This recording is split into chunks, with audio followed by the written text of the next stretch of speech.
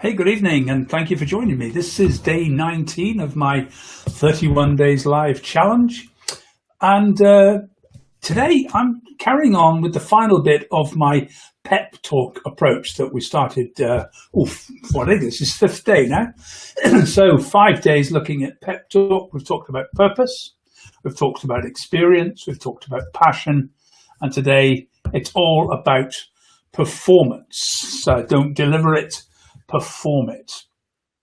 Now, I think a lot of people tend to think that performance is the main thing. I know that when I've been running Toastmaster clubs, people come in and they're looking for all the tips and tricks on how to make great performances.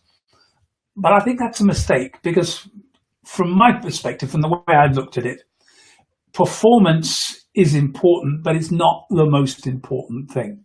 If you have a good speech, good performance techniques can make that into a great speech.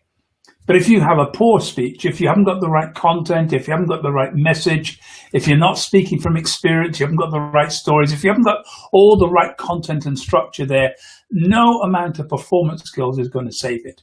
If it's a bad speech, it'll still be a bad speech, even if you perform it well. So it's really important to get the other bits right as well. That said, if you want a great speech, you're going to have to work on performance skills.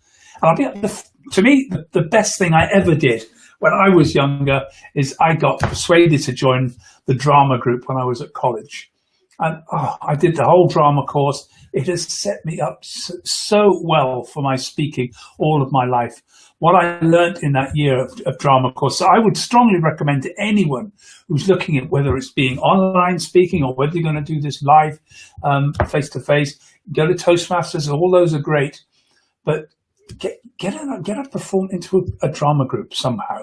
Join. I live in Hull, and we've got Hull Truck Theatre, and I've got various different support groups and teaching groups for all sorts of ages. The Northern Theatre is here. They do drama and voice training for all ages. Find somebody that can teach you voice skills. What you need to be looking at when it comes to performance. Here's the thing. I said this earlier on in one of the other performances. I have a friend. I was asking him, what was the one thing, 15 years into the speaking business, what was the one thing he knew now that he wished he'd known 10, 15 years ago? And he said, no question, this is show business. And that's it. We're in show business. We are performers. People want us to entertain them. It doesn't matter whether it's a content speech or whatever, it still has to be entertaining. And if you're going to do a good entertaining speech, you have to make a performance. You think of Britain's Got Talent. People don't just get up there and do something that they thought about yesterday.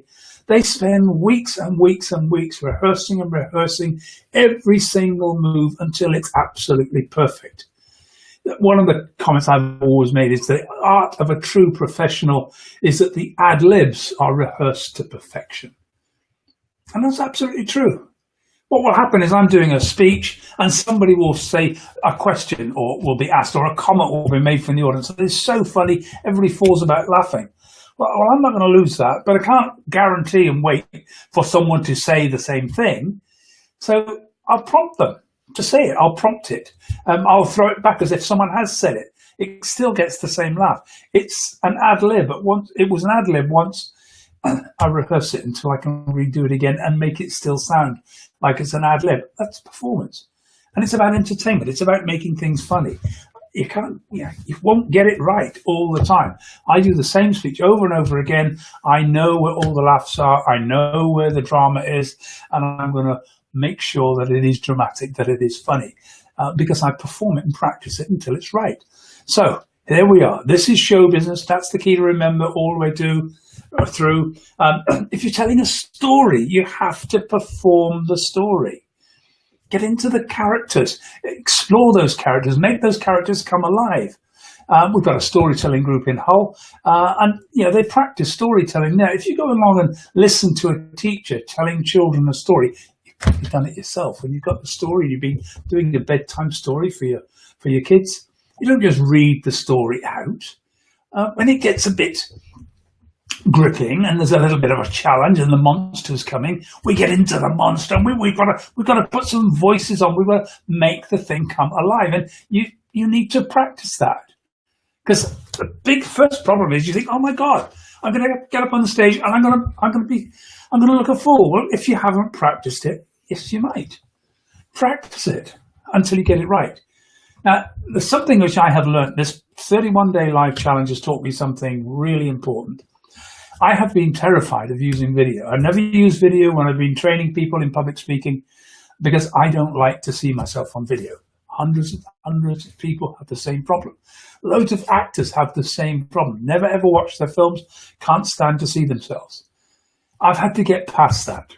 And what I found is doing 31 days of doing live shows has really helped me to become more comfortable with seeing myself. I can see myself on the screen now. I try to avoid it because I've also got to remember the eye contact, and that means looking at the camera. But I'm getting used to it. I'm becoming more relaxed. I don't look so tense. And that's part of the problem. As soon as I've been videotaped, or as soon as I was recorded, I started to tense up. So everything looked stilted and looked horrible because I was terrified I was being recorded. Now I'm more relaxed. Actually, I'm getting more comfortable. So I do strongly recommend if you are thinking about doing some stuff on video, just get on Facebook Live. You can do it on your phone, do it on your laptop, use BeLive.tv that I'm using, which is actually great. And just get online every day, 5-10 minutes, doesn't matter. Just get online and just start talking online. Get yourself used to it. Get yourself into the moment where you can get past all the fear, and then you can start to perform what you're doing. Now, what else do we need to think about when we're talking about performance? Well, let me talk about voice and diction. I really get challenged with regional accents are great. But I remember when I first heard Billy Connolly, I had no idea what was going on because Billy Connolly's accent was so thick. He nearly didn't survive because of it. He learned to soften that Glasgow accent. I remember going to a 2-day seminar from Jack Black, Mindstore. And Jack Black is really great, fabulous, a brilliant teacher, but such a broad Glaswegian accent. I had to spend the whole of the first morning just tuning in to what he was saying because I couldn't follow and understand. I was only picking up 50% of what he said. If your audience isn't picking up the things you say, they're going to go away. You're going to lose them. So you need to speak clearly. And that's about moving the lips properly. And that comes from voice training, from a little bit of coaching. Don't lose your accent. Accents are great. Accents are your uniqueness. But you need to be understood. And if you've got a very thick, difficult Scouse accent or Geordie accent or a Glaswegian accent or a Cockney accent, it's going to be difficult for other people to understand that. You don't have to speak with received pronunciation, Oxford English, in order to do that. But just make sure that what you say is clear. And that's about diction. And it's also about volume. Speaking particularly on stage. One of the big faults I see a lot of people make is they get the microphone and they think because they've got a microphone, they don't have to speak loud. Wrong.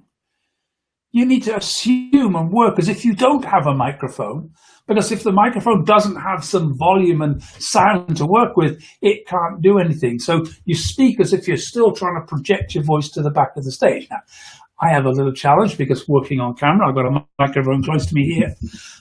I've just got to make sure I keep it a little bit down, because if I push it too hard, then it's appropriate. I've got to speak at an appropriate level. If I'm speaking to a group of half a dozen people, I'm not going to speak as if I'm in an auditorium with 500. It's very different energy needed. But those are things that you need to learn to get your performance right. So we've got voice and we've got diction.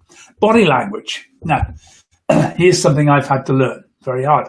Yesterday, I did my presentation standing up, and I've noticed when I'm standing up, I get into my stage performance, and what I start to do is I move a lot. And I've had to increasingly now find myself, and this is to help with video, because I'm watching myself on video, I'm thinking, oh my God, I move far too much. I did the Lambda diploma. I have a Lambda diploma in public speaking. And when I did it, I got an honours pass, and I was very pleased about that.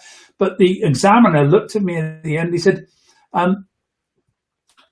you use body language quite well, but don't you think it would be good to improve, to make sure that those gestures come from a place of silence?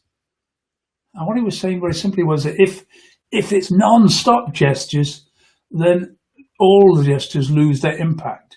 A gesture has an impact if actually it comes out from a position of silence. And I've had to learn to still myself, to not move around quite so much because my head is bobbing around the screen. And these are all things that I need to learn in terms of performance. On stage, it's a different set of skills. I need to block the stage. So there are a whole set of different things that you need to learn. And, in eSpeaker Live, we're going to be talking about a lot of these things. I'm going to be interviewing people, talking to people about how to improve your ability to be on screen and how to make yourself come across better. Eye contact is the other thing. Oh, gosh, eye contact. Now, to a live audience, I know all the time I need to look at people in the eye, and that's fine. Here I am in a room on my own with maybe nobody, maybe somebody watching, who knows, and people will look in later. But I need to remember that if I don't look at you, and the only way to look at you is to look at the camera. At the same time, if I just stare at the camera and do nothing but looking at that camera, that can be a bit intimidating. So I'm going to look off from some. So I'm going to try and treat that little camera as if it is someone, and speak to them and keep contact the way that I might in a normal conversation. Glancing there, glancing back, maybe looking at away. Yeah, I've got to create my sense. Now, it's not about trying to perform this as a ritual. It's about getting to the point where it's relaxed, and I just feel comfortable about chatting to the camera as if I'm talking to someone. So I'm talking to you.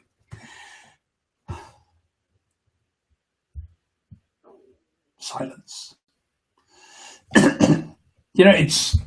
We're scared of silence, and I found starting this again. I worry about, what happens if I stop? What happens if I pause? It'll just be this deadly silence. Well, sometimes it's actually good to create some silence. And when you think about it, when we write, we punctuate things. We put commas, we put full stops, exclamation marks, we put quotes in things. And all of those different levels of punctuation, how do I convey that punctuation if I'm reading something out, or if I'm telling you a story, if I'm talking to you? How do I convey that punctuation? Well, I do it with silence. Longer pauses for breaks, like full stops, have to be longer than a comma. No, I'm not going to go. There's been some fun things done about playing with punctuation, but just think about it. Silence is your punctuation. And sometimes you just need to leave the audience a little time to catch up with you, especially if you're like me, the kind of person who speaks at 200-300 miles an hour. And you need to slow down to let everybody catch up. That's what I need to do. So there we've got a lot of the areas of performance you need to start thinking about. Get your voice and diction right, get your body language, your characterizations, get your characters right. Use eye contact, so you look at the individuals. Use silence, pauses to try and help keep the flow, keep the whole process more dramatic sometimes. And then finally, there's the area which I'm going to call platform mechanics. And that's all the stuff that goes on around it. Now, here, it's all about keeping the video stuff going. So I've got little things going on here. I've got my video in here. I've got my, all these little lower thirds, as they call them, which are popping up in front of you. I need to determine when those are going to go up, when to take them down. I sometimes forget. It's better if you've got somebody doing it, but I don't. If you're speaking at a conference, you'll have a whole sound crew. You'll have people doing lights and technology. You've got your staging. All of those things need to be there in such a way that people don't really notice them. They're just there. They happen, they go. If I leave a sign up in front for too long, suddenly it becomes noticeable. It shouldn't be there. It needs to be there and then gone. Same with slides. You need to put stuff up and let it go. I don't want my microphone in view so you can see it. It's here. I've got a big microphone here. This one, the Blue Yeti microphone. But you don't want to see that. You want to hear good sound. If you don't get good sound, you'll probably go away. We know that sound is more important than vision, although I've got to get that right as well. I've got lights here. You can't see those. I'm hoping what you see is just me well lit. So all of that is the platform mechanics, all of the things which I need to put in place so that what you see is a good, clear image. You hear something that's right, that there aren't distractions from what you're seeing and hearing. So that's all part of the performance element. So there we are. That's the performance aspect of PEP. So we've got purpose, we have experience, we have passion, and performance, the four elements of a great speech. Put those together. If you've got a speech using those four elements, you will have a truly great speech. Will it happen overnight? No, it won't. It can take years to perfect it. But go to Toastmasters, go to the PSA meetings, join our eSpeaker Live. There's a good thing to do. Come along, join eSpeaker Live. It's a Facebook group, so you just pop into Facebook there. It's at facebookgroups.eSpeaker. And come and join me there. Just join up. It's completely free. I might have a few things I've got a few services I'm going to try and commercially sell eventually. I'm not going to push anything on people hard. Just come there. I've got some great people joining. It's all going to be about helping you to improve your speaking, to turn good speeches into great speeches. Come and join me at eSpeaker Live. It's going to be a great time. I hope you have a fabulous remainder of your Saturday night. Been a fabulous day today, isn't it? Hopefully tomorrow will be good as well. Thank you for joining me. I look forward to seeing you tomorrow when I get to day 20 of my challenge. Take care.